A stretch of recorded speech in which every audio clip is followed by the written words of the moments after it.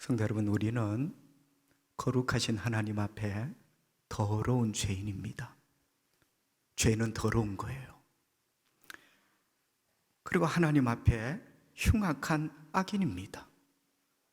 우리는 더러운 죄인이기도 하고 악한 인간이기도 합니다.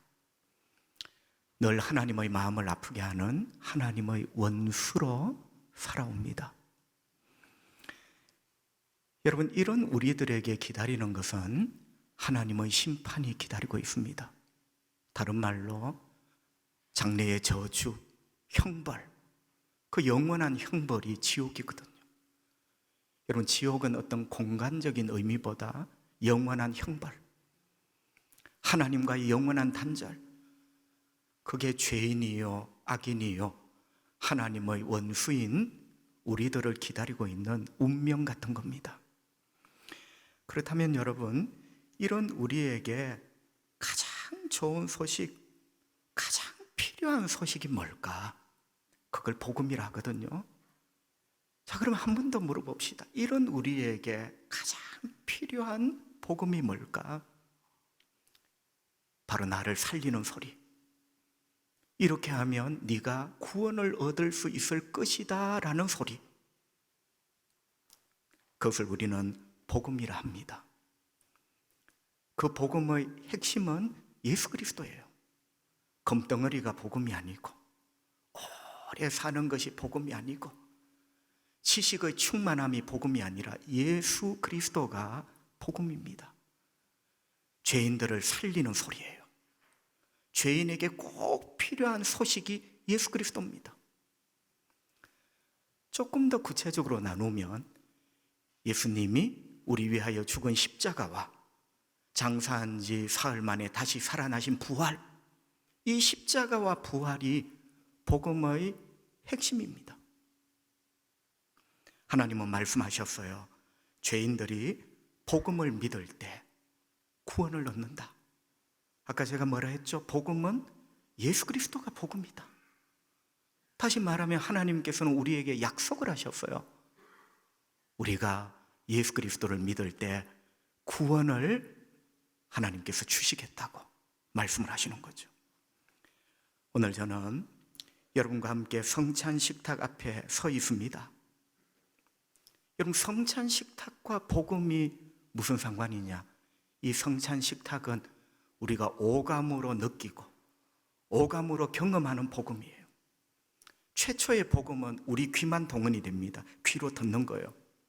그러나 오늘 이 성찬식을 통하여 내가 들은 복음이 뭔가, 내가 믿는 복음이 뭔가를 눈으로 보고 입으로 먹고 혀로 체험을 하고 머리로 또다시 기억을 하는, 여러분, 성찬식은 무슨 종교적인 퍼포먼스가 아니라 복음을 오감으로 경험하고 다시 한번 기억하는, 바로 그게 주님의 성찬 식탁이다.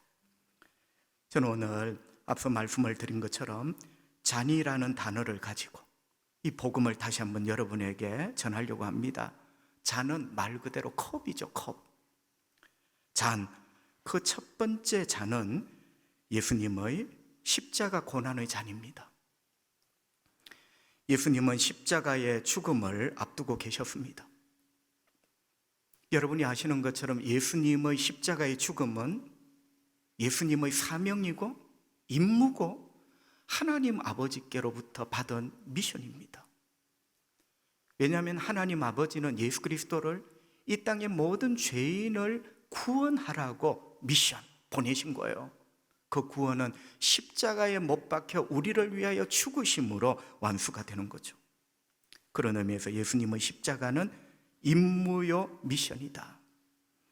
마가복음 14장에 보면 십자가를 앞두고 있는 예수님이 이렇게 기도를 하셨어요. 아빠, 아버지여, 이 잔을 내게서 옮겨주십시오. 여러분 기억나시죠? 복음서의 조금씩 내용은 다르지만 똑같습니다. 아버지여, 이 잔을 내게서 옮겨주십시오. 여러분, 옮겨달라는 헬라 말을 직역을 해보면 이 잔을 아버지가 가져가 달라는 거예요. 의미는 똑같습니다. 그런데 뉘앙스는 달라요. 아버지, 이 잔을 제 앞에서 좀 가져가 주십시오. 이렇게 예수님이 기도하셨던 거죠. 여러분 아시죠? 이 잔은 맛있는 포도주 잔을 말하는 게 아니고 십자가의 고난과 죽음을 잔에 비유를 한 거예요. 그런 의미에서 유대인들과 우리 한국 사람이 공통점이 있어요. 우리도 여러분 잔을 가지고 상황을 설명을 잘하는 민족이에요. 우리 팀이 졌습니다. 뉴스에 어떻게 나오죠? 패배의 고배를 마셨다고. 고배가 뭐죠? 쓴 잔. 여러분 졌다 이거보다 고배를 마셨다, 쓴 잔을 마셨다. 여러분 유대인들도 이런 표현을 참 잘합니다. 어떤 상황을 잔을 가지고 예수님도 이 잔을 저에게서 좀 가져가 주십시오. 십자가를 그렇게 예수님이 표현을 한 거죠. 성도 여러분, 예수님은 왜 이런 기도를 하셨을까요? 사명이라면서요. 그럼 우리 예수님이 아무 말도 하지 않고 벌컥 마셔야지요. 그런데 아버지 이 잔을 좀 가져가 주십시오. 왜 그렇게 하셨을까? 예수님은 인간입니다. 여러분 신비죠. 그분은 완전한 하나님이시자 완전한 인간이에요. 여러분 이거는 우리의 이성으로 이해할 수 없는 예수 그리스도의 존재의 신비입니다. 자, 그렇게 봤을 때 예수님은 완전한 인간, 십자가가 얼마나 잔인한 형틀이고 얼마나 고통스러운지를 너무나 주님은 잘 알고 계시죠. 그래서 아버지 이 잔을, 이 십자가의 고난과 죽음을 좀 가져가 주십시오 라고 기도를 했던 겁니다. 여러분 교회사 책을 이렇게 읽어보면 그 당시 죄인을 십자가에 못 박는 장면을 설명을 합니다. 어떻게 못을 박을까요? 우리가 아는 것처럼 먼저 십자가를 땅바닥에 눕혀놔요. 여러분 세운 채로 못을 박기가 쉽지 않잖아요. 십자가를 땅바닥에 눕혀놓고 그 위에 죄인을 엎어놓고 못질을 하는 거예요. 자, 못을 다 박았습니다. 그 다음에는요, 그 십자가를 하늘 높이 탁 세웁니다. 아야 해도 소용이 없어요. 탁 세워버려요. 그러면서 미리 파놓은 구덩이에 그 십자가를 꽂아두죠. 여러분 땅바닥에 못을 박은 그 죄인을 갑자기 하늘 높이 십자가를 높이 세울 때 모든 근육이, 온 신경이 다 찢어지는 그런 고통을 겪게 되는 거예요. 그 장면을 시편 22편 14절 15절에서 이렇게 설명을 합니다. 시편 22편은 우리 예수님이 십자가에서 나의 하나님 어찌 나를 버리셨나이까, 그 구절이 시편 22편에 있어요. 그 대목입니다. 14절 15절 나는 물같이 쏟아졌으며 내 모든 뼈는 어그러졌으며, 뼈가 어그러지죠. 내 마음은 밀랍 촛농 같아서 내 속에서 녹고 고통 가운데 촛농이 녹듯이 녹아요. 내 힘이 말라 질그러 조각 같고 다 깨어지는 거예요. 온 세포들이 근육이 다 깨어지는 거예요. 질그러 조각처럼. 그리고 마지막에 압권이죠. 내 혀가 입천장에 붙었습니다. 여러분 너무너무 고통스러우면 혀가 말려 들어가요. 사람이 죽을 때도 그렇게 죽습니다. 여러분 십자가에 못 박혀 높이 세워졌을 때 그 예수님의 고통을 이 시편 22편이 이렇게 잘 노래를 하고 있어요. 하지만 예수님은 고난의 잔을 다 마셨습니다. 여러분 예수님이 마신 그 십자가의 잔은 사실 내가 마실 잔이죠. 죄인인 내가 마실 저주의 잔이고, 내가 마실 진노의 잔이고, 내가 마실 영원한 형벌의 잔인데 예수님이 기꺼이 그 잔을 다 마셨습니다. 십자가에 못 박혀 죽으셨다, 그런 말입니다. 잔, 그 두 번째 잔은 모든 인간이 마셔야 될 심판의 잔입니다. 성도 여러분, 죄에는 반드시 대가가 따릅니다. 로마서 6장 23절 죄의 삭은 사망이다. 잘 외우고 있어요. 근데 여러분 삭이라는 말이 대가거든요. 그러니까 죄라는 것을 노동으로 치면 죄를 짓든지 말든지 그게 아니에요. 죄라는 일, 노동에는 반드시 대가가 따르는 거예요. 여러분 그 대가가 바로 하나님의 진노입니다. 하나님의 형벌입니다. 영원한 심판, 영원한 지옥이 하나님이 욱하는 마음으로 지옥에 던지는 게 아니라 죄인에 대한, 그 죄에 대한 합당한 대가다. 여러분 아십니까? 우리 모두가 이런 장래 하나님의 진노의 잔을 마셔야 될 죄인이었어요. 요한계시록 14장 10절 11절, 그도 하나님의 진노의 포도주를 마시리니, 보세요, 진노를 포도주라고 표현을 하고 그 다음 보세요, 진노의 잔, 모든 죄인들에게 기다리고 있는 진노의 잔, 섞인 것이 없이 부은 포도주라. 거룩한 천사들 앞과 어린 양 앞에서 불과 유황으로 고난을 받으리니 그 고난의 연기가 세세토록 올라가리라. 모든 죄인과 악인들이 공의로우신 하나님 앞에 장차 진노의 잔을 받아야 되는데, 그 진노의 잔은 한 잔 마시고 끝나는 게 아니라 방금 어떤 말씀을 여러분이 들으셨죠? 세세토록. 여러분, 공의의 하나님이 죄에 대해서 심판하시고 진노하는 것은요, 상상을 초월하는 무서운 겁니다. 진노의 잔을 세세토록 받아 마실 것이다, 이렇게 말씀을 하셨어요.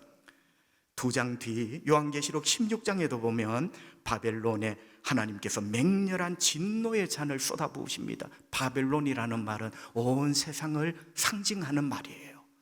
온 세상 죄인들에게, 악인들에게 하나님이 진노의 잔을 부으신다, 이렇게 설명을 하고 있습니다.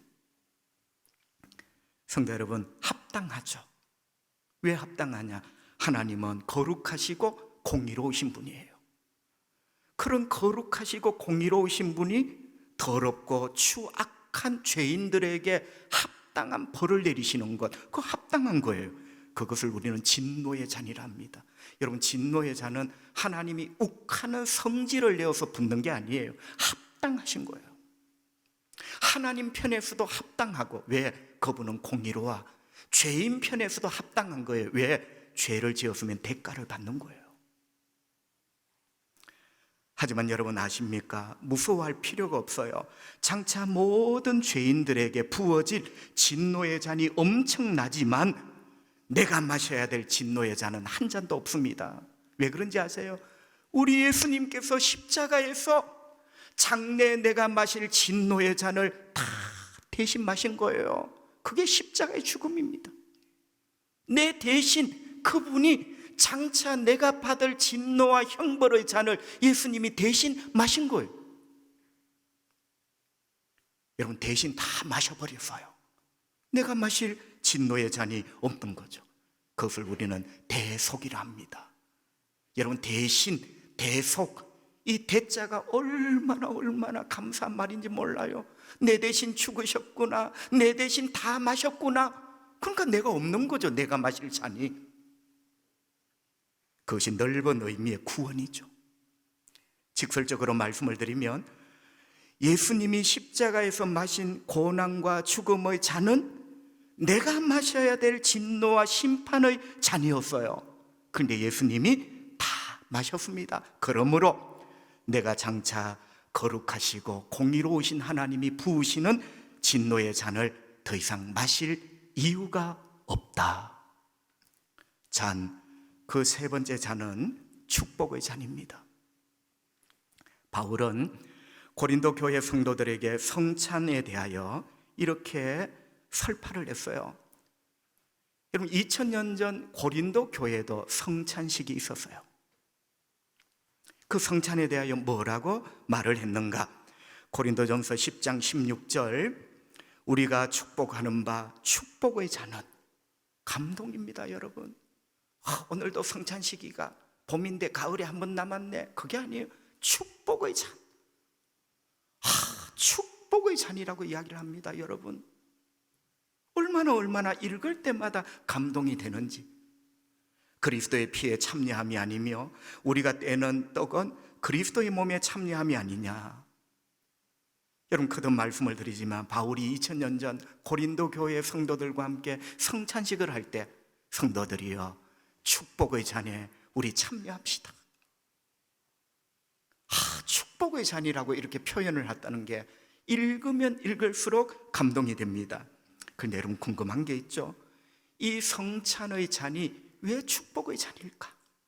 물론 우리가 다 알고 있어요. 그러나 정확하게 한번 짚어보자는 거죠. 왜 이 성찬의 잔이 축복의 잔일까? 그것을 설명하는 구절이 하나 있는데요, 요한복음 6장 54절, 예수님이 이렇게 말씀하셨어요. 내 살을 먹고 내 피를 마시는 자는 빵을 먹고 포도주를 마시는 게 아니에요.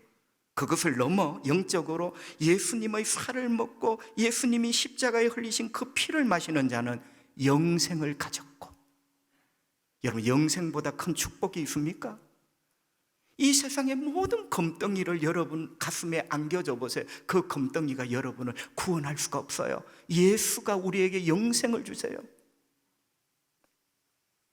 마지막 날에 내가 그를 다시 살리리라. 성도 여러분, 두 가지를 말씀을 드리고 싶어요. 왜 이 성찬의 잔이 축복의 잔일까? 첫째, 예수님을 먹고 마시는 것이 되니 축복이다.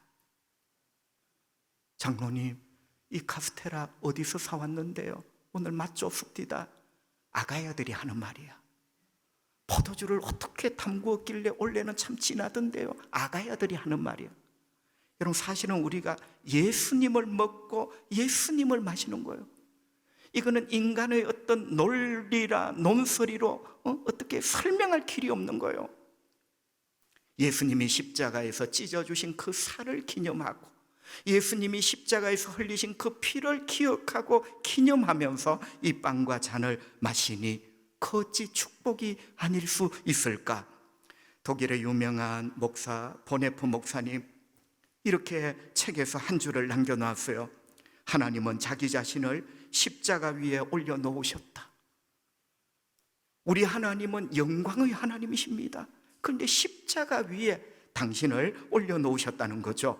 여러분, 성찬 식탁에 적용을 하면 하나님은 자기 자신을 식탁 위에 올려놓으셨다. 감동입니다. 하나님은 인간의 몸을 입고 이 땅에 오셔서 자기 자신을 식탁 위에 올려놓으신 거예요. 빵은 왜 있습니까? 우리 보고 먹고 힘내고 살라고. 예수님은 이 위에 왜 빵으로 계실까요? 우리로 그 예수님을 믿고 영생을 얻으라고. 그러니 이 잔이 축복의 잔이죠. 두 번째는 여러분, 아까 요한복음 6장 54절 기억하시죠? 이 잔이 축복의 잔인 이유는 먹고 마시는 자는 영생을 가졌고 마지막 날 다시 살릴 것이다. 영생과 부활 생명이 있어요. 성도 여러분, 조금 쉽게 표현을 하면 이 성찬의 잔은 우리에게 확인을 시켜주는 거예요. 제가 오감으로 느끼는 복음이라 했잖아요. 확인을 시켜줍니다. 첫째는 나는 예수를 믿는 사람으로 이미 영생을 가졌다. 얻을까 말까가 아니에요. 영생을 가졌나니 그걸 확인하는 거예요. 그리고 또 하나는 장래의 일이지만 장차 나는 예수님의 권능과 주님의 은혜 가운데 부활 생명으로 영원히 살 것이다. 그걸 확인하는, 오감으로 느끼는, 다시 한번 내 머리로 기억하는, 그러니까 이 잔이 축복의 잔이다. 장차 우리는 하늘의 영광을 누립니다. 여러분, 그 대목을 시편 23편 5절은 이렇게 찬양을 했어요. 주께서 내 원수의 목전에서 내게 상을 차려주시고 기름을 내 머리에 바르셨으니, 마지막 구절 보세요. 내 잔이 넘치나이다. 여러분, 풍성하고 풍성한 것을 잔이 넘친다고 표현을 한 거예요. 여러분, 이게 장차 우리가 아버지 집에서 누릴 영원한 영광입니다. 잔이 넘치는 거예요. 그 넘치는 잔을 오늘 이 성찬의 잔을 마시면서 다시 한번 우리가 기억하고 확인하고 소망하는 거죠. 그러한 의미에서 이 잔은 축복의 잔이다. 잔, 마지막 그 네 번째 잔은 내가 살아가면서 마셔야 될 복종과 충성의 잔입니다. 내가 살아가면서 마셔야 될 복종과 충성의 잔. 우리 한국의 성도는 네 번째 잔은 모른 척합니다. 네 번째 잔은 복음이 아닌 줄 알아요. 네 번째 잔은 쌩까요? 모른 척해요. 마지막 네 번째 잔은 내가 살아가면서 마셔야 될 복종과 헌신과 충성의 잔이다. 마가복음 10장 38절 하반절, 예수님이 이렇게 말씀하셨어요. 내가 마시는 잔을 너희가 마실 수 있으며, 다시 제가 물어볼게요.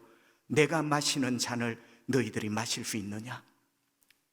답은 없다, 그리고 있다, 둘 다입니다. 첫째는 없다. 예수님이 마시는 잔은 예수님만이 마실 수 있는 메시아의 잔이에요. 그분만이 우리를 위하여 죽으시는 십자가의 잔이에요. 다른 어떤 사람이, 다른 어떤 인간이 십자가에 지금 죽는다 해도 그 인간이 예수가 될 수가 없어요. 나의 구주가 될 수가 없어요. 그래서 우리는 예수님이 마신 십자가의 잔을 마실 수 없습니다. 그러나 동시에 그 잔은 아니지만 내 삶의 십자가와 같은 잔, 내가 마신 잔을 너희도 마시겠느냐? 마셔야죠. 그게 바로 헌신과 충성의 잔이다. 왜? 십자가에서 내가 죽어야 헌신할 수 있어요. 내가 죽어야 희생하고 충성할 수 있는 거죠. 그게 바로 내가 마셔야 될 십자가의 잔이다. 세번역 성경으로 골로새서 1장 24절 바울의 고백을 한번 들어보세요. 이제 나는 여러분을 위하여 고난을 받는 것을 기쁘게 여기고 있으며, 여러분을 위하여 고난을 받는데 그리스도의 남은 고난을 그분의 몸, 곧 교회를 위하여 내 육신으로 채워가고 있습니다. 여러분, 이게 무슨 말인지 아세요? 예수님은 받을 고난을 다 받았어요. 그리고 십자가에 죽으시고 부활하시고 승천하셨죠. 그런데 바울이 왜 그리스도의 남은 고난이라 했을까요?